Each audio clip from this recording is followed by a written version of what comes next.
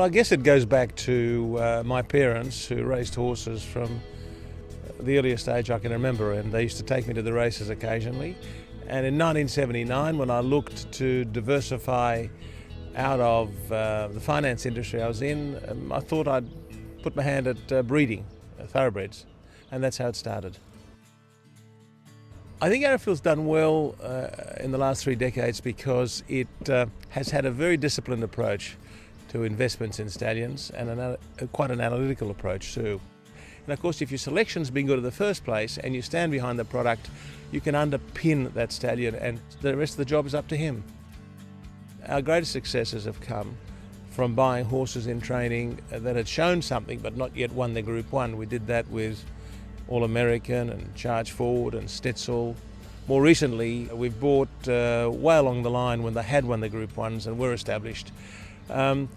In that way, we know that the horse we purchase will be marketable, and we've had the chance to have a very good look at him in the highest level of competition.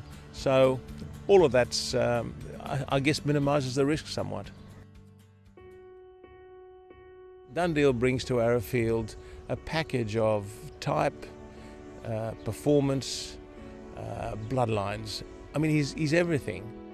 He's a compact, not big horse, medium-sized horse, 15.3 under the stick. And looking at his white markings and just his whole makeup, a great reminder of what Northern Dancer himself was, just that kind of a package.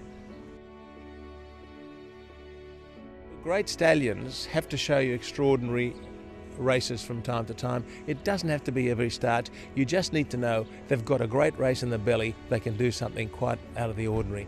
Dundeel's done that several times. The Rosehill Guineas and the Derby were exceptional performances. You had to look back and think to yourself, it was almost like a movie. He just sped away from the rest of the field so easily that you thought to yourself, this is almost unreal. At the end of the Derby, he ran a faster sectional than on the same day Black Caviar ran in the TJ Smith, and he was eased down to run that fraction as well. He has that ability to quicken, and I think that's his greatest asset, and both those two performances were unforgettable, really. I think Dundeel's capable of even more than he's shown us, although he's been prolific to date, 5 Group 1s. I think Dundeel could well rise to another level, and if that's the case, we're in for a lot of excitement.